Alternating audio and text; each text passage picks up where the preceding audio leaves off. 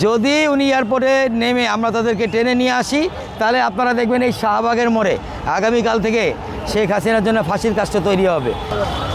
জুলাইয়ের 15 তারিখের পর থেকে আমরা যারা বাংলাদেশবাসী আছি না, আমাদের প্রতিটা লোম প্রস্তুত আছে শেখ হাসিনাকে গ্রহণ করার জন্য এবং ফাঁসির কাজটা ঝুলানোর জন্য। সরকার কি করবে সরকার বুঝে নিবে। সরকার আমাদের কাছে কিন্তু কিছু না, জনগণ সরকার তৈরি করেছি আমরা।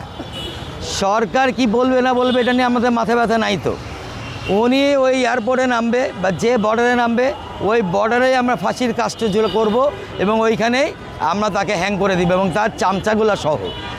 যদি উনি এয়ারপোর্টে নেমে আমরা তাদেরকে টেনে নিয়ে আসি, তাহলে আপনারা দেখবেন এই শাহবাগের মোড়ে আগামীকাল থেকে শেখ হাসিনার জন্য ফাঁসির কাজটা তৈরি হবে এবং তার চেলা চামুন্ডাদের জন্য আমরা এখানে ফাঁসির কাজটা তৈরি করব। এবং উনি যেদিন বাংলাদেশে ঢুকবে, আমরা পুরো বাংলাদেশি সেদিন 5ই আগস্টের দিন যেরকম কোটি কোটি মানুষ নেমেছিলাম, আমরা পুনরায় নামবো।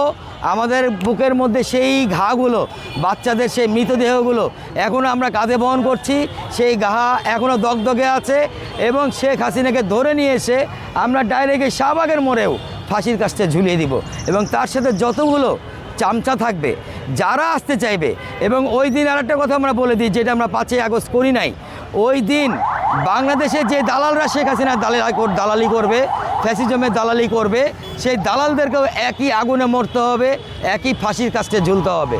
আমরা সেদিন বাংলাদেশ থেকে সম্পূর্ণভাবে ভারতীয় দালাল মুক্ত করে দিব, যেটা 5ই আগস্ট পারেনি। এখনও বাংলাদেশে অনেক ভারতীয় দালাল আছে যারা ভারতের দালালি করে গলাবাজি করে, শেখ হাসিনার হয়ে গলাবাজি করে, শেখ হাসিনাকে পুনরায় ফিরিয়ে দিতে চায়। এবং এর লিস্টে জিএম কাদেরও আছে।